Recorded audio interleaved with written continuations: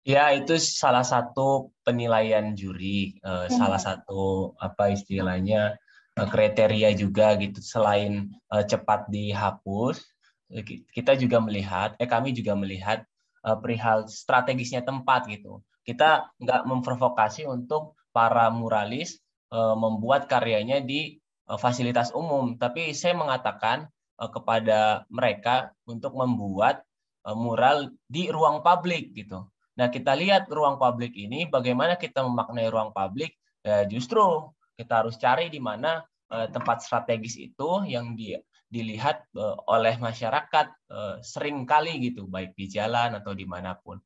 Ya, bagaimana seperti posisi-posisi strategis baliho yang merusak alam bawah sadar kita gitu, merusak juga Oke. pemandangan kita gitu.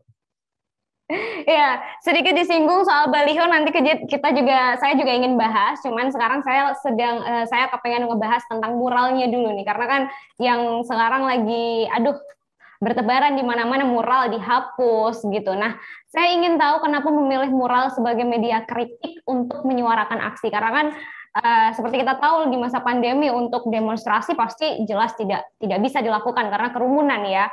Kenapa? Kenapa mural ini dipilih untuk menyuarakan aksi?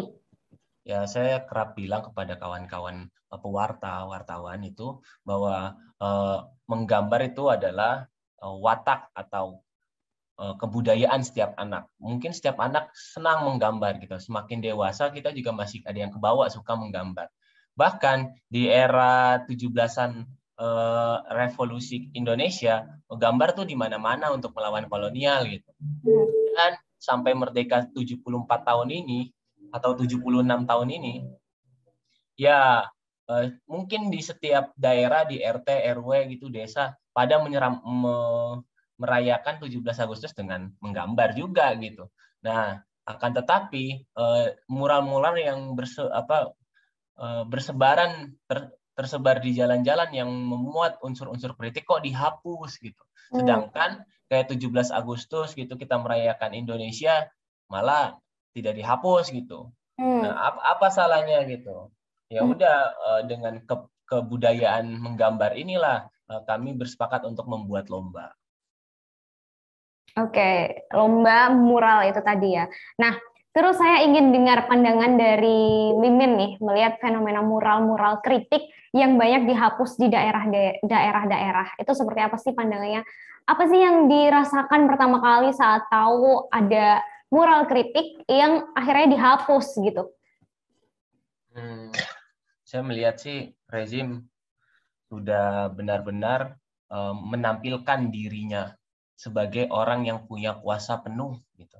Dengan langsung menghapus mural berselang beberapa jam bahkan bukan harian ya berapa jam. Artinya mereka sendirilah yang menampilkan diri mereka sebagai orang dewasa yang bodoh, orang dewasa yang keras, orang dewasa yang tidak pernah mau melihat apa yang terjadi perkembangan anak gitu. Begitu juga pemerintah hari ini gitu. Apa yang terjadi di rakyat dengan membuat moral, mereka langsung menghapus, tidak mau mendengar istilahnya sebagai subjek yang menindas gitu. Dan penghapusan-penghapusan itu merupakan citra dari pemerintah itu sendiri yang saat ini juga sampai sekarang masih dihapus. Ya, itu sungguh membuat kita lebih semangat untuk membuat mural lebih banyak gitu. Seminggu 10 kali itu dirasa masih kurang gitu.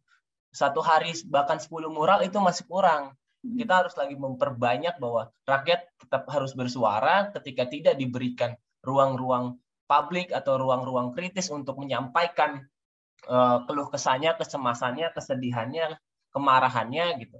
Nah, oleh karena itu, ya mural ini sebagai media yang paling objektif ya untuk melihat apa sih yang rakyat rasakan, apa sih yang rakyat yang inginkan. Terima kasih sudah nonton. Jangan lupa like, subscribe, dan share ya.